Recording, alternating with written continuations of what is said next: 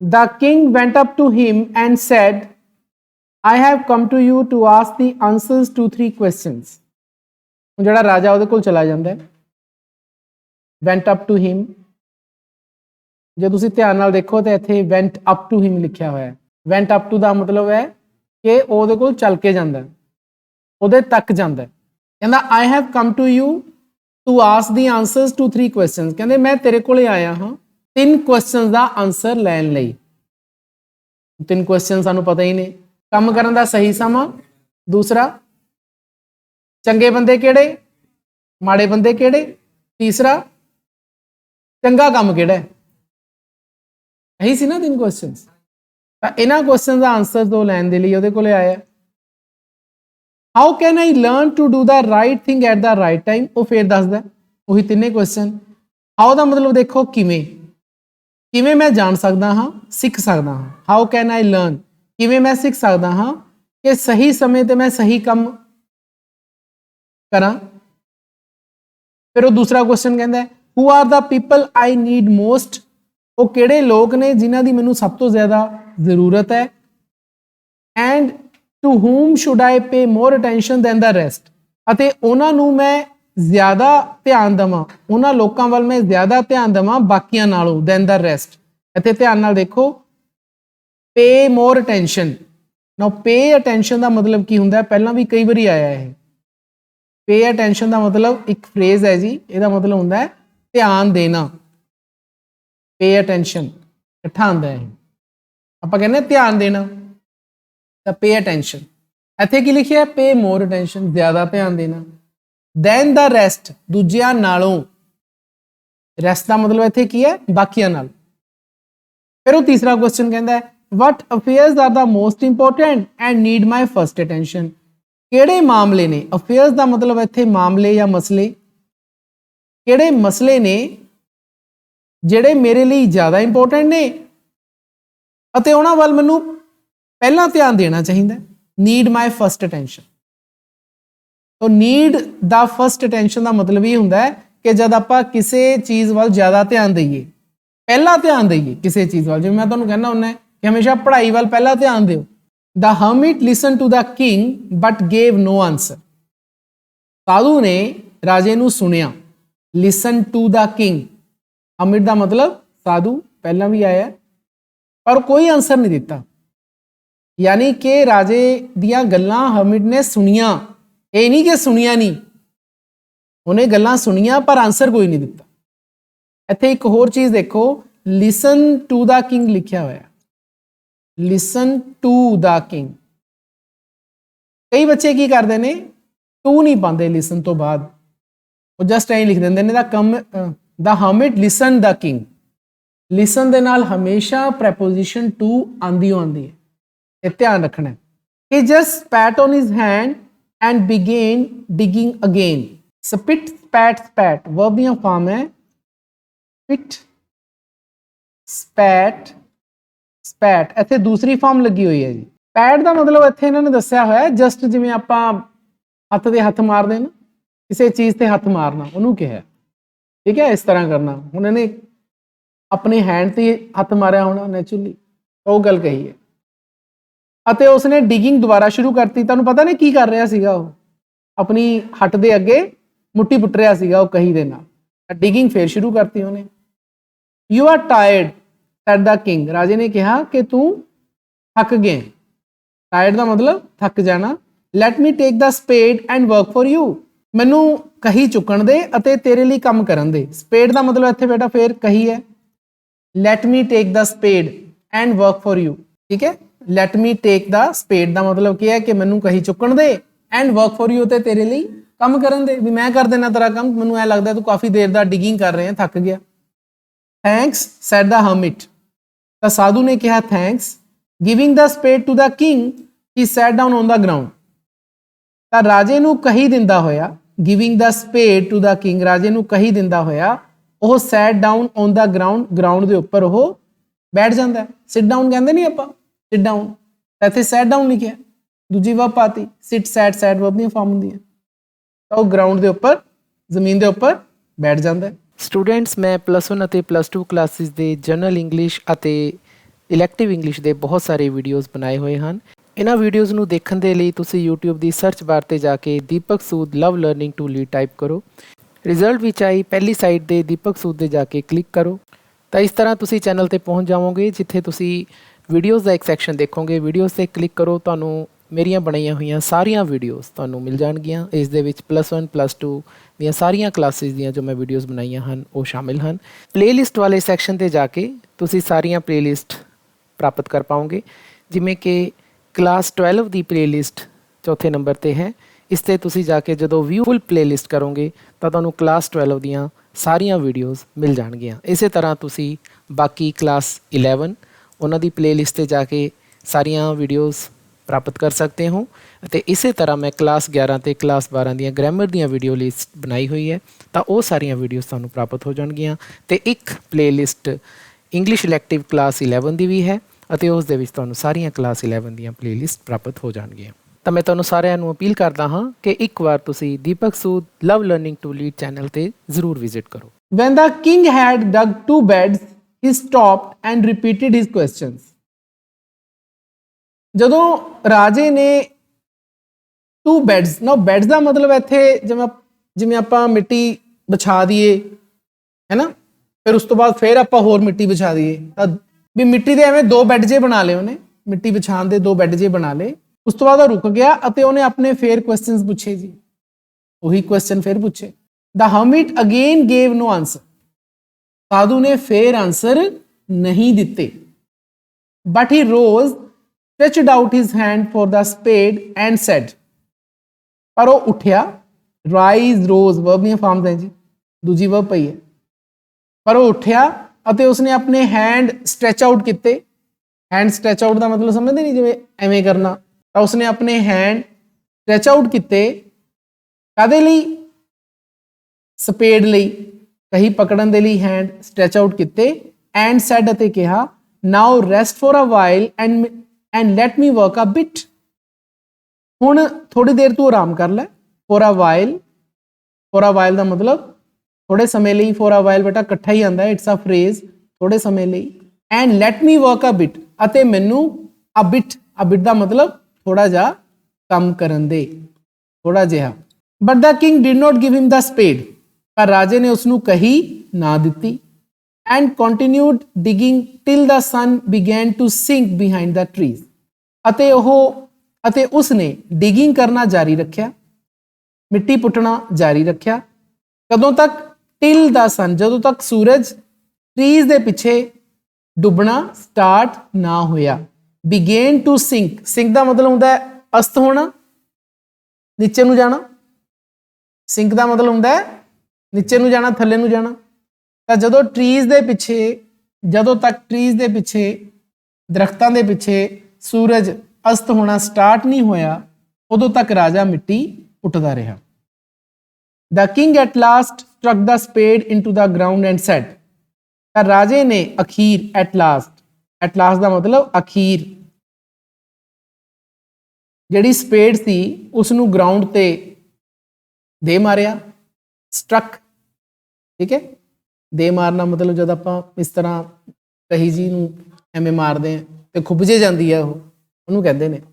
ਅਤੇ ਉਸਨੇ ਕਿਹਾ, I came to you for answers to my questions. ਕਹਿੰਦੇ ਮੈਂ ਤੇਰੇ ਕੋਲੇ ਆਇਆ ਆਪਣੇ ਕੁਐਸਚਨਾਂ ਦੇ ਆਨਸਰ ਲੈਣ ਲਈ। If you can give me none, tell me so.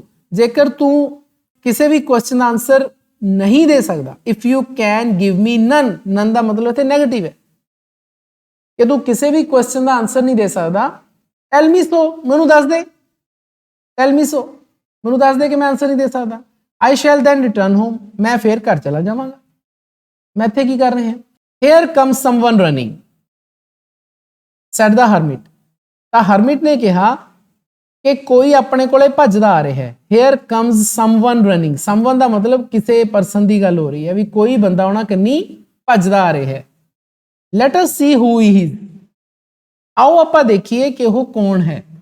Let us see who he is, ਕਿ ਉਹ ਕੌਣ ਹੈ। The king turned round and said a bearded man come running out of the wood. ਤਾਂ king ਨੇ ਪਲਟ ਕੇ ਦੇਖਿਆ। Turn round ਦਾ ਮਤਲਬ ਹੁੰਦਾ ਬੱਚਿਓ ਪਲਟ ਕੇ ਦੇਖਣਾ। ਪਲਟ ਕੇ ਦੇਖਣਾ, ਟਰਨ ਅਰਾਊਂਡ, ਪਿੱਛੇ ਮੁੜ ਕੇ ਦੇਖਣਾ, ਠੀਕ ਹੈ ਜੀ।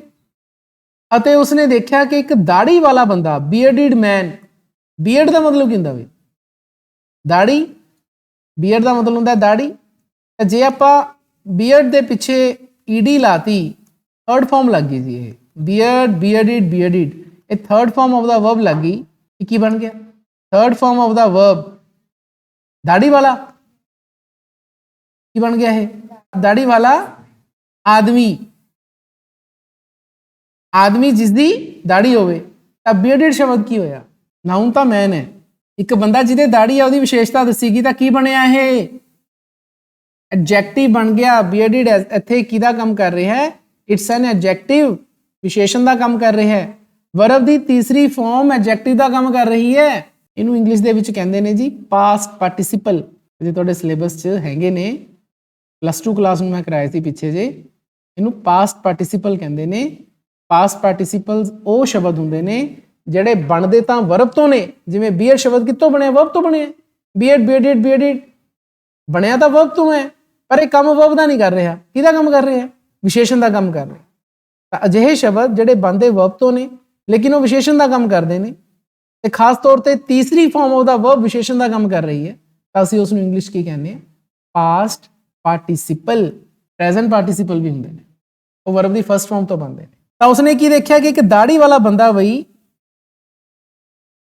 ਭੱਜ ਰਿਹਾ। ਕਿੱਥੋਂ? Running out of the wood. Wood ਦਾ ਮਤਲਬ ਕੀ ਹੈ? ਜੰਗਲ। ਜੰਗਲ ਦੇ ਵਿੱਚੋਂ ਭੱਜਦਾ ਆ ਰਿਹਾ ਜੀ। The man held his hands pressed against his stomach and blood was flowing from under them. ਮੈਨ ਨੇ ਆਪਣੇ ਹੈਂਡਸ ਨੂੰ, ਆਪਣੇ ਹੱਥਾਂ ਨੂੰ, ਜਿਹੜਾ ਭੱਜਦਾ ਆ ਰਿਹਾ ਸੀ, ਉਸ ਬੰਦੇ ਨੇ ਆਪਣੇ ਹੈਂਡਸ ਨੂੰ ਆਪਣੇ ਸਟਮਕ ਦੇ ਨਾਲ ਪ੍ਰੈਸ ਕੀਤਾ ਹੋਇਆ ਸੀ। Press against. ਸਟਮਕ ਕੀ ਹੁੰਦਾ? ਢਿੱਡ, ਪੇਟ, ਸਟਮਕ ਕਹਿੰਦੇ ਇਹਨੂੰ, ਠੀਕ ਹੈ। ਅਤੇ blood was flowing from under them, ਅਤੇ ਉਹਦੇ ਵਿੱਚੋਂ ਕੀ ਨਿਕਲ ਰਿਹਾ ਸੀ ਵੀ? ਖੂਨ। ਉਸਨੇ ਆਪਣੇ ਸਟਮਕ ਨੂੰ ਪਕੜਿਆ ਹੋਇਆ ਸੀ ਹੈਂਡਸ ਦੇ ਨਾਲ, ਉਹਦੇ ਵਿੱਚੋਂ ਦੀ ਖੂਨ ਨਿਕਲ ਰਿਹਾ ਸੀ। When he came near the king, ਜਦੋਂ ਰਾਜੇ ਕੋਲੇ ਆਇਆ, he fell fainting on the ground crying with pain. He fell, ਉਹ ਗਿਰ ਗਿਆ, fainting on the ground, ਜ਼ਮੀਨ ਦੇ ਉੱਪਰ ਬੇਹੋਸ਼ ਹੁੰਦਾ ਹੋਇਆ। fainting ਦਾ ਮਤਲਬ ਕੀ ਹੁੰਦਾ ਬੇਟਾ? ਬੇਹੋਸ਼ ਹੋਣਾ। fainting on the ground crying with pain, ਅਤੇ ਉਹ ਪੇਨ ਦੇ ਨਾਲ, ਦੁੱਖ ਦੇ ਨਾਲ ਚੀਖ ਰਿਹਾ ਸੀ। The king and the hermit unfastened the man's clothing. ਤਾਂ ਰਾਜੇ ਤੇ ਸਾਧੂ ਨੇ ਕੀ ਕਰਿਆ? ਅਨਫੈਸਨ। ਫੈਸਨ ਦਾ ਮਤਲਬ ਹੁੰਦਾ ਬੇਟਾ ਬੰਨਣਾ। ਫੈਸਨ, ਫਾਸਟ ਪਾ ਕੇ ਪਿੱਛੇ ਈਐਨ ਪੈ ਜਾਂਦਾ, ਨਾ ਇਹ ਵਰਬ ਬਣ ਜਾਂਦੀ ਹੈ ਫੈਸਨ।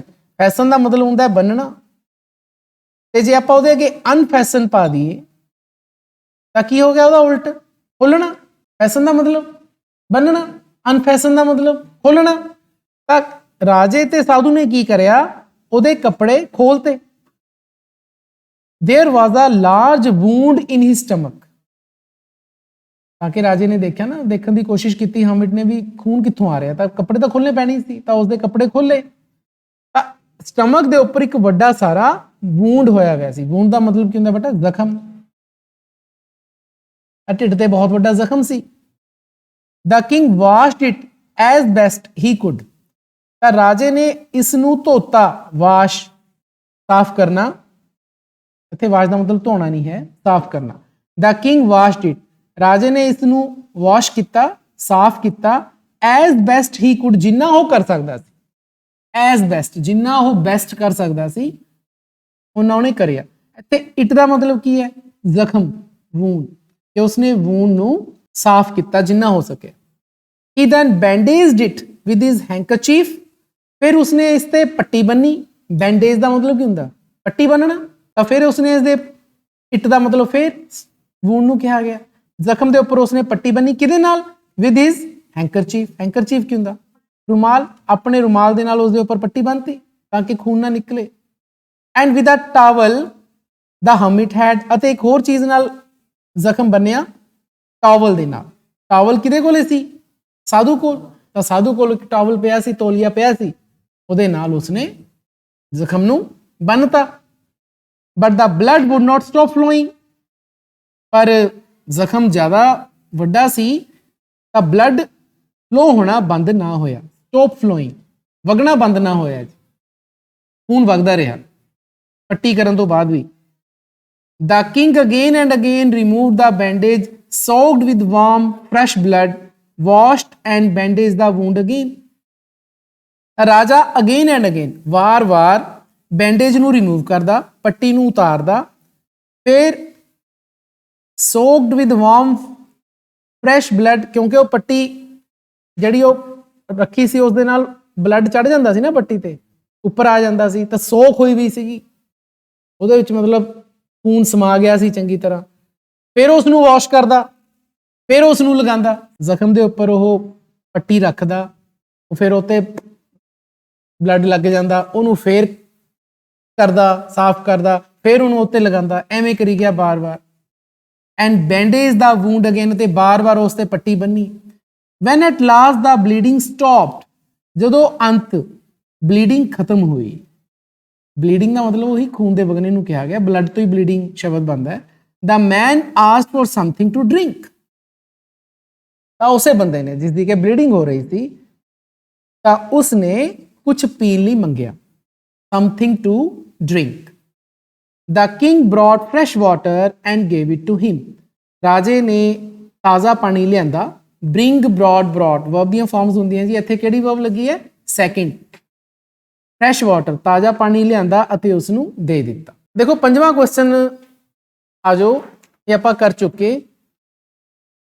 ਕਹਿੰਦੇ was the king satisfied with the answers given by the learned man, what did he decide to do thereafter? ਕਿ ਕੀ ਰਾਜਾ ਜਿਹੜੇ ਉਹਦੇ ਕੋਰਟ ਚ ਆਏ ਸੀ ਬੰਦੇ ਇੰਨੇ ਸਾਰੇ ਲਰਨਡ ਮੈਨ ਹੈ ਨਾ, ਉਹਨਾਂ ਦੇ ਆਨਸਰਸ ਨਾਲ ਉਹ ਸੈਟੀਸਫਾਈਡ ਹੋ ਗਿਆ ਸੀ? ਨੋ। ਇੱਕ ਗੱਲ ਦਾ ਖਿਆਲ ਰੱਖੋ, ਜਦੋਂ ਵੀ ਕੁਐਸਚਨ ਕਿਸੇ ਵੀ ਹੈਲਪਿੰਗ ਵਰਬ ਦੇ ਨਾਲ ਸਟਾਰਟ ਹੁੰਦਾ ਹੈ, ਦੇਖੋ ਇਹ ਕਿਹਦੇ ਨਾਲ ਸਟਾਰਟ ਹੋ ਰਿਹਾ? was। ਹੈਲਪਿੰਗ ਵਰਬਾਂ ਕਿਹੜੀਆਂ ਹੁੰਦੀਆਂ? is, am, are, was, were, do, did, has, have, will, shall, ਇਹ ਹੈਲਪਿੰਗ ਵਰਬਸ ਹੁੰਦੀਆਂ ਨੇ। ਜਦੋਂ ਇਹ ਵਰਬਸ ਬੇਟਾ ਸਟਾਰਟ ਹੁੰਦੀਆਂ ਐਜ਼ ਅ ਕੁਐਸਚਨ, ਤਾਂ ਇਹਦਾ ਮਤਲਬ ਕੀ ਹੁੰਦਾ ਹੈ? ਕੱਕੇ ਨੂੰ ਬਿਹਾਰੀ ਕੀ, ਤਾਂ ਇਹਦਾ ਆਨਸਰ ਕਿਹਦੇ ਚ ਹੁੰਦਾ ਹਮੇਸ਼ਾ? ਯੈਸ ਜਾਂ ਨੋ ਚ, ਬਸ ਇੰਨਾ ਕਿਹਾ। ਤਾਂ ਤੁਸੀਂ ਇਹਦਾ ਆਨਸਰ ਕੀ ਦੇਣਾ ਹੈ? ਨੋ। NO ਨੋ ਲਿਖਿਆ ਹੋ, 2 ਨੰਬਰ ਆ ਗਏ। ਚੈਪਟਰ ਸੁਣਿਆ, ਸਿਰਫ NO ਨੋ ਪਾਣਾ ਹੈ, ਇੱਕ ਕੁਐਸਚਨ ਇਹਦੇ ਨਾਲ ਹੀ ਹੈ। ਫਿਰ ਉਸਨੇ ਉਸ ਤੋਂ ਬਾਅਦ ਕੀ ਡਿਸਾਈਡ ਕੀਤਾ? ਕੀ ਡਿਸਾਈਡ ਕੀਤਾ ਸੀ ਵੀ ਉਸ? He decided to consult a hermit who was very famous for his wisdom। ਇਹ ਹੈ ਜੀ ਇਹਦਾ ਆਨਸਰ, ਕਿ ਮੈਂ ਹਰਮਿਟ ਦੀ ਸਲਾਹ ਲਵਾਂ ਜਿਹੜਾ ਕਿ ਆਪਣੀ ਵਿਜ਼ਡਮ ਕਰਕੇ ਬੜਾ ਮਸ਼ਹੂਰ ਸੀ, ਫੇਮਸ ਸੀ। ਬਸ ਇਹ ਆਨਸਰ ਹੈ ਜੀ ਇਹਦਾ, ਬਣਿਆ ਬਣਾਇਆ ਆਨਸਰ ਪਿਆ ਤੁਹਾਡਾ। ਇਹੀ ਡਿਸਾਈਡ ਕੀਤਾ ਉਹਨੇ। ਅੱਗੇ ਆ ਜਾਓ, ਅਗਲਾ ਕੁਐਸਚਨ ਦੇਖੋ, ਇਹ ਵੀ ਕਰ ਚੁੱਕੇ ਆਪਾਂ। 6th question, what did the king do before going to the hermit? ਰਾਜੇ ਨੇ ਕੀ ਕੀਤਾ? what did the king do? ਹਰਮਿਟ ਕੋਲ ਜਾਣ ਤੋਂ ਪਹਿਲਾਂ। the king put on simple clothes and set out for the wood in which the hermit lived। ਕਿਉਂਕਿ ਹਰਮਿਟ ਆਮ ਬੰਦੇ ਨੂੰ ਹੀ ਮਿਲਦਾ ਸੀ, ਕਿਸੇ ਅਮੀਰ ਬੰਦੇ ਨੂੰ ਨਹੀਂ ਸੀ ਮਿਲਦਾ, ਤਾਂ ਰਾਜਾ ਇੱਕ ਆਮ ਬੰਦਾ ਬਣ ਗਿਆ। ਇਹ ਆਨਸਰ ਹੈ ਜੀ। 7ਵਾਂ ਵੀ ਕਰ ਚੁੱਕੇ ਜੀ। when the king approached him, what was the hermit doing? when ਦਾ ਮਤਲਬ ਕੀ ਹੁੰਦਾ? ਜਦੋਂ। ਇਹਦਾ ਮਤਲਬ ਸਮਾਂ ਪੁੱਛਿਆ ਗਿਆ ਕਿ ਜਦੋਂ ਰਾਜਾ ਉਸ ਕੋਲ ਪਹੁੰਚਿਆ, ਅਪਰੋਚਡ ਹਿਮ, ਉਹਦੇ ਕੋਲੇ ਪਹੁੰਚਿਆ, ਹਰਮਿਟ ਕੀ ਕਰ ਰਿਹਾ ਸੀ? ਨਾਲ ਹੀ ਕੁਐਸਚਨ ਇੱਕ ਹੋਰ ਹੈ, did he stop doing his work? did ਆ ਗਿਆ, ਤਾਂ did ਕੀ ਹੁੰਦੀ ਹੈ? Helping verb. ਕੱਕੇ ਨੂੰ ਬਿਹਾਰੀ ਕੀ, ਆਨਸਰ ਕੀ ਹੈ? ਯੈਸ ਔਰ ਨੋ, ਬਸ। ਤਾਂ ਦੂਜੇ ਦਾ ਤਾਂ ਆਨਸਰ ਨੋ ਹੈ। ਪਹਿਲੇ ਦਾ ਆਨਸਰ ਹਰਮਿਟ ਕੀ ਕਰ ਰਿਹਾ? when the king approached the hermit's hut, the hermit was digging the ground in front of it। ਲਓ ਜੀ, ਇਹ ਆਨਸਰ ਹੈ, ਪੂਰੀ ਲਾਈਨ ਛਪੀ ਪਈ ਹੈ, ਇਹੀ ਆਨਸਰ ਹੈ। ਤਾਂ ਬੇਟਾ ਮੈਨੂੰ ਇਹ ਦੱਸੋ, ਤੁਸੀਂ ਮੈਨੂੰ ਆਪਣੇ ਆਪ ਆਨਸਰ ਦੇਈ ਜਾ ਰਹੇ ਹੋ, ਮੈਂ ਤਾਂ ਨਹੀਂ ਦੱਸ ਰਿਹਾ। ਕਿਉਂ? ਕਿਉਂਕਿ ਤੁਸੀਂ ਚੈਪਟਰ ਪੜ੍ਹਿਆ, ਤੁਹਾਨੂੰ ਚੈਪਟਰ ਯਾਦ ਹੈ। ਤਾਂ ਜਦੋਂ ਚੈਪਟਰ ਤੁਹਾਨੂੰ ਪਤਾ ਹੁੰਦਾ ਤਾਂ ਆਨਸਰ ਯਾਦ ਕਰਨੇ ਵੀ ਔਖੇ ਨਹੀਂ ਹੁੰਦੇ। ਯਾਦ ਕਰਨਾ ਤਾਂ ਉਦੋਂ ਹੀ ਔਖਾ ਲੱਗਦਾ ਹੁੰਦਾ ਬੇਟਾ ਜਦੋਂ ਆਪਾਂ ਚੈਪਟਰ ਪੜ੍ਹਦੇ ਨਹੀਂ ਤੇ ਫਿਰ ਰੱਟੇ ਲਾਣੇ ਸ਼ੁਰੂ ਕਰਦੇ। 8ਵਾਂ ਵੀ ਕਰ ਚੁੱਕੇ ਜੀ। what did the king do on seeing that the hermit was tired? what did the king do? ਰਾਜੇ ਨੇ ਕੀ ਕੀਤਾ on seeing, ਇਹ ਦੇਖ ਕੇ ਕਿ ਹਰਮਿਟ ਥੱਕ ਗਿਆ ਸੀ, ਉਹ ਆਪ ਡਿਗਿੰਗ ਕਰਨ ਲੱਗ ਗਿਆ। ਉਹ ਵਾਲੀਆਂ ਲਾਈਨਾਂ ਤੁਸੀਂ ਇੱਥੇ ਲਿਖ ਸਕਦੇ ਹੋ। ਇਹਦਾ ਆਪਾਂ ਇਹ ਬਣਾ ਕੇ ਲਿਖਾਂਗੇ the king started digging the ground. Simple. अगला भी कर चुके जी. How did the king help this wounded man? Help the wounded man.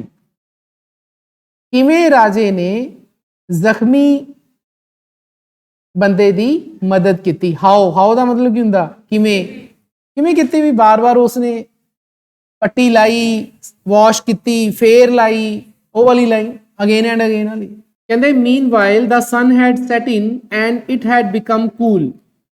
ਕਹਿੰਦੇ ਮੀਨਵਾਈਲ ਦਾ ਮਤਲਬ ਇਸੇ ਦੌਰਾਨ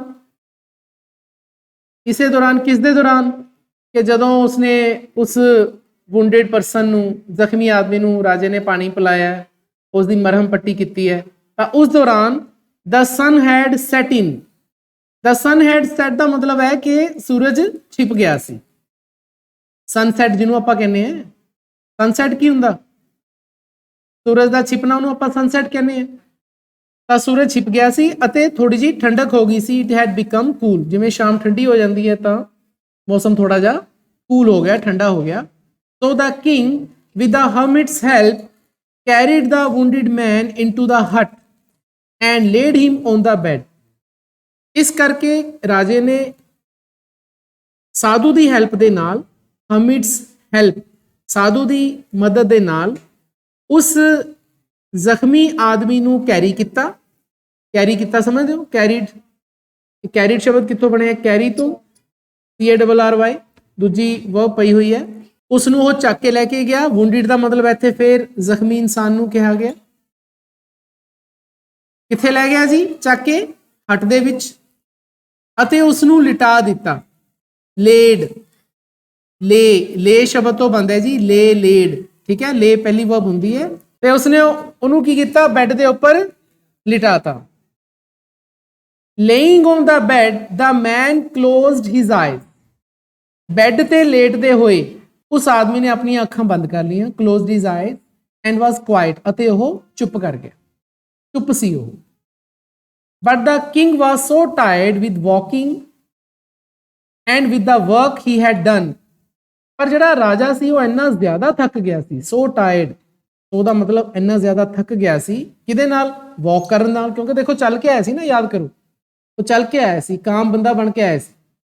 ਵਾਕ ਕਰਨ ਨਾਲ ਥੱਕ ਗਿਆ ਸੀ ਅਤੇ ਫਿਰ ਉਸਨੇ ਆ ਕੇ ਇੰਨਾ ਸਾਰਾ ਕੰਮ ਕਰਿਆ ਸੀ. With the work he had done, ਉਸਨੇ ਕੀਤਾ ਸੀਗਾ ਆ ਕੇ, ਤੁਹਾਨੂੰ ਪਤਾ ਡਿਗਿੰਗ ਦਾ ਕੰਮ ਕਾਫੀ ਉਹਨੇ ਕਰਿਆ. ਦੈਟ ਹੀ ਆਲਸੋ ਲੇ ਡਾਊਨ ਔਨ ਦਾ ਥ੍ਰੈਸ਼ਹੋਲਡ, ਕਿ ਇੰਨਾ ਥੱਕ ਗਿਆ ਕਿ ਉਹ ਵੀ ਨੀਚੇ ਬੈਠ ਗਿਆ. ਔਨ ਦਾ ਥ੍ਰੈਸ਼ਹੋਲਡ, ਥ੍ਰੈਸ਼ਹੋਲਡ ਦਾ ਮਤਲਬ ਹੁੰਦਾ ਬੱਚਿਓ ਦਹਲੀਜ਼, ਦੇਲੀ ਜਿਹਨੂੰ ਤੁਸੀਂ ਪੰਜਾਬੀ 'ਚ ਕਹਿੰਦੇ ਹੋ. ਜਦ ਆਪਾਂ ਕਮਰੇ 'ਚ ਜਾਂਦੇ ਹਾਂ, ਬਾਹਰੋਂ ਕਮਰੇ ਜਾਂਦੇ ਹਾਂ, ਤਾਂ ਦਰਵਾਜ਼ੇ ਤੇ ਜਿਹੜੀ ਉਹ ਬੱਟ ਜੀ ਬਣੀ ਹੁੰਦੀ ਹੈ, ਪੁਰਾਣੇ ਘਰਾਂ 'ਚ ਬਣੀ, ਅੱਜ ਕੱਲ੍ਹ ਦਾ ਮੁੱਲ ਦਾ ਬੱਟਾਂ ਚੱਕਦੀਆਂ, ਪਰ ਪੁਰਾਣੇ ਘਰਾਂ 'ਚ ਹੁੰਦੀ ਸੀਗੀ, ਪਾਣੀ ਪੂਣੀ ਅੰਦਰ ਨਾ ਆ ਜੇ, ਉਹਨੂੰ ਆਪਾਂ ਦਹਲੀਜ਼ ਕਹਿੰਦੇ ਹਾਂ. ਉਸ ਨੂੰ ਆਪਾਂ ਇੰਗਲਿਸ਼ ਕੀ ਕਹਿੰਦੇ ਆ? ਥ੍ਰੈਸ਼ਹੋਲਡ. ਕਿ ਉਹ ਉਸ ਤੇ ਬੈਠ ਗਿਆ. ਐਂਡ ਸੂਨ ਫੈਲ ਫਾਸਟ ਅਸਲੀਪ, ਅਤੇ ਜਲਦੀ ਹੀ ਉਹ ਸੌਂ ਗਿਆ. ਕਹਿੰਦੇ ਵੈਨ ਹੀ ਵੋਕ ਅਪ ਇਨ ਦਾ ਮਾਰਨਿੰਗ, ਜਦੋਂ ਉਹ ਸਵੇਰੇ ਜਾਗਿਆ. ਵੇਕ ਦੀ ਦੂਜੀ ਵਰਬ ਹੈ ਜੀ ਵੋਕ, ਠੀਕ ਹੈ? ਵੋਕ ਅਪ, ਕਦੋਂ ਜਾਗਿਆ? ਸਵੇਰ ਵੇਲੇ. ਕੌਣ? ਰਾਜਾ. ਸਾਰੀ ਰਾਤ ਸੁੱਤਾ ਰਿਹਾ ਥ੍ਰੈਸ਼ਹੋਲਡ ਤੇ. It was long before he could remember where he was or who was the strange bearded man laying on the bed and looking intently at him with shining eyes. ਥੋੜੀ ਲਾਈਨ ਲੰਬੀ ਹੈ. ਕਹਿੰਦੇ ਜਦੋਂ ਉਹ ਸਵੇਰ ਵੇਲੇ ਜਾਗਿਆ ਤਾਂ ਕਾਫੀ ਦੇਰ, it was long before he could remember, ਉਹ ਕਾਫੀ ਦੇਰ ਸੋਚਦਾ ਰਿਹਾ ਕਿ ਉਹ ਕਿੱਥੇ ਸੀ. ਕਈ ਵਾਰੀ ਐ ਹੁੰਦਾ ਨਾ, ਜਦ ਆਪਾਂ ਕਿਸੇ ਹੋਰ ਘਰ ਜਾਂਦੇ ਹਾਂ ਤਾਂ ਆਪਾਂ ਸਵੇਰੇ ਉੱਠਦੇ ਹਾਂ ਤਾਂ ਆਪਾਂ ਨੂੰ 1 ਸੈਕਿੰਡ ਲਈ ਜਾਂ 2 ਸੈਕਿੰਡ ਲਈ ਲੱਗਦਾ ਮੈਂ ਕਿੱਥੇ ਹਾਂ, ਕਿਉਂਕਿ ਆਪਾਂ ਨੂੰ ਉਹੀ ਆਦਤ ਪੁਰਾਣੀ ਪਈ ਹੁੰਦੀ ਹੈ ਘਰੋਂ ਜਾਗਣ ਦੀ. ਤਾਂ ਆਪਾਂ ਨੂੰ ਫਿਰ ਇੱਕਦਮ ਯਾਦ ਆਉਂਦਾ ਨਾ, ਉਹ ਮੈਂ ਤਾਂ ਆਪਣੀ ਮੰਮੀ ਦੇ ਆਇਆ, ਮੈਂ ਤਾਂ ਚਾਚੇ ਦੇ ਆਇਆ, ਨਾ ਐਵੇਂ ਹੁੰਦਾ ਹੈ, ਇਸ ਤਰ੍ਹਾਂ ਉਵੇਂ. ਤਾਂ ਉਸ ਨੂੰ ਥੋੜਾ ਜਿਹਾ ਮਤਲਬ ਟਾਈਮ ਲੱਗਿਆ ਵੀ ਮੈਂ ਕਿੱਥੇ ਸੀਗਾ. ਔਰ ਹੂ ਵਾਜ਼, ਅਤੇ ਉਹ ਸਟ੍ਰੇਂਜ ਮੈਨ ਕਿਹੜਾ ਸੀ? ਅਜੀਬ ਜਿਹਾ ਬੀਅਰਡਡ ਮੈਨ. ਬੀਅਰਡਡ ਦਾ ਮਤਲਬ ਮੈਂ ਤੁਹਾਨੂੰ ਕੀ ਦੱਸਿਆ ਸੀ ਕੱਲ? ਦਾੜੀ ਵਾਲਾ ਬੰਦਾ ਕਿਹੜਾ ਸੀ?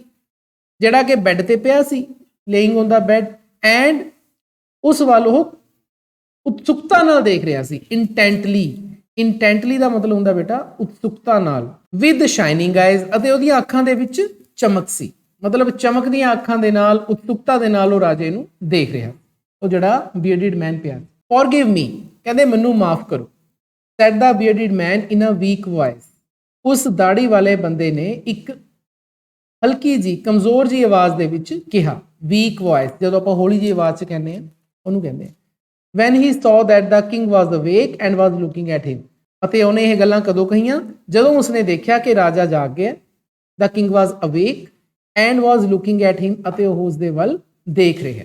ਇੱਥੇ ਇੱਕ ਹੋਰ ਵਰਡ ਆਇਆ ਬੇਟਾ awake, ਧਿਆਨ ਨਾਲ ਦੇਖੋ। ਇੱਕ ਪਹਿਲਾ ਵਰਡ ਆਇਆ ਸੀ woke, ਆਇਆ ਸੀ ਨਾ, woke up in the morning। woke up in the morning ਦਾ ਮਤਲਬ ਮੈਂ ਤੁਹਾਨੂੰ ਕੀ ਦੱਸਿਆ ਸੀ? ਜਾਗਣਾ, ਹੈ ਨਾ। wake, woke, woken ਇਹ ਵਰਬ ਦੀਆਂ ਫਾਰਮਸ ਹੁੰਦੀਆਂ ਨੇ, wake, woke, woken। ਲੇਕਿਨ wake ਸਾਡੀ ਪਹਿਲੀ ਵਰਬ ਹੈ, ਦੇਖੋ ਇੱਥੇ ਆਪਾਂ woke ਲਾਈ ਹੋਈ ਹੈ ਨਾ, woke up in the morning। ਤਾਂ wake ਦੇ ਅੱਗੇ ਜੇ ਆਪਾਂ a ਲਾ ਦਈਏ awake, ਹੁਣ ਇੱਥੇ a ਲੱਗਿਆ ਹੋਇਆ ਹੈ, the king was awake, ਇਹ ਵਿਸ਼ੇਸ਼ਣ ਬਣ ਗਿਆ। ਵੇਕ ਕੀ ਸੀਗੀ? ਵਰਬ। ਵੇਕ, ਵੋਕ, ਵੋਕਨ, ਸਮਝ ਆ ਗਈ ਗੱਲ? ਸਪੈਲਿੰਗ ਲਿਖ ਦਿੰਦਾ ਮੈਂ, WAKE wake, WOKE woke, WOKEN woken. Wake, woke, woken verb ਦੀਆਂ ਫਾਰਮਾਂ ਹੁੰਦੀਆਂ, ਇਹਦਾ ਮਤਲਬ ਹੁੰਦਾ ਜਾਗਣਾ। ਲੇਕਿਨ ਜੇਕਰ ਆਪਾਂ ਵੇਕ ਦੇ ਅੱਗੇ ਏ ਲਾ ਦਈਏ ਅਵੇਕ, ਇਹ ਕੀ ਬਣ ਗਿਆ? ਵਿਸ਼ੇਸ਼ਣ ਬਣ ਗਿਆ, ਐਡਜੈਕਟਿਵ ਬਣ ਗਿਆ। ਇੱਥੇ ਵਿਸ਼ੇਸ਼ਣ ਲੱਗਿਆ ਹੋਇਆ ਕਿ ਰਾਜਾ ਜਾਗ ਰਿਹਾ ਸੀ। The king was awake।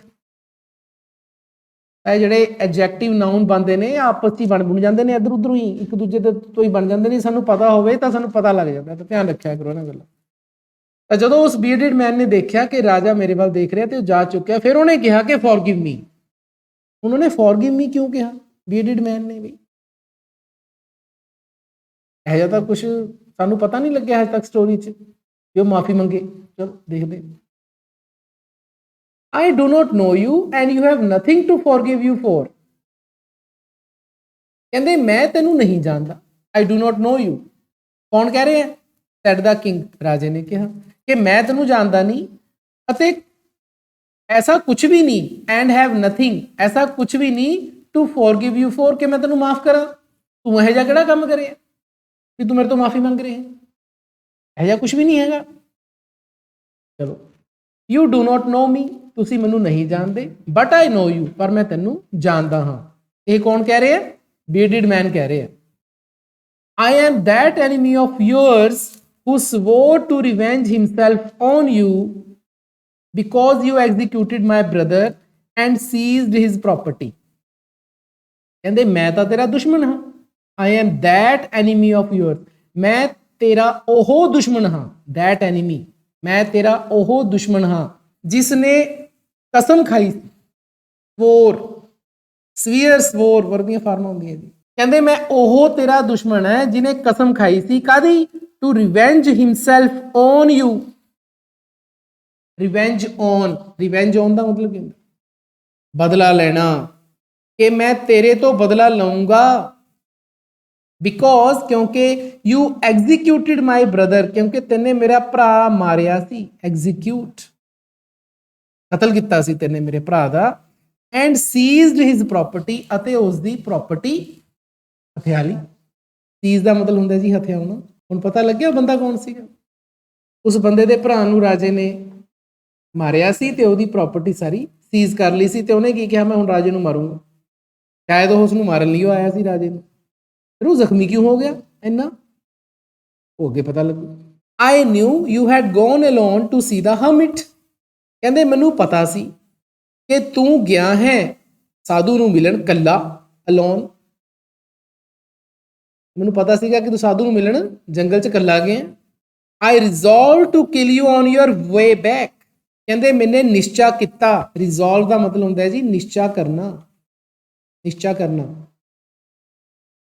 ਮੈਨੇ ਨਿਸ਼ਚਾ ਕੀਤਾ ਕਿ ਮੈਂ ਤੈਨੂੰ ਮਾਰੂੰਗਾ। ਕਦੋਂ? on your way back। way back ਦਾ ਮਤਲਬ ਮੁੜਦੇ ਹੋਏ, ਕਿ ਜਦ ਤੂੰ ਵਾਪਸ ਆਏਗਾ ਹਰਮਿਟ ਨੂੰ ਮਿਲ ਕੇ ਜੰਗਲ ਤੋਂ, ਤਾਂ ਰਸਤੇ 'ਚ ਤੈਨੂੰ ਫਿਰ ਮਾਰੂ ਮੈਂ, ਕਿਉਂਕਿ ਤੂੰ ਮੇਰੇ ਭਰਾ ਨੂੰ ਮਾਰਿਆ।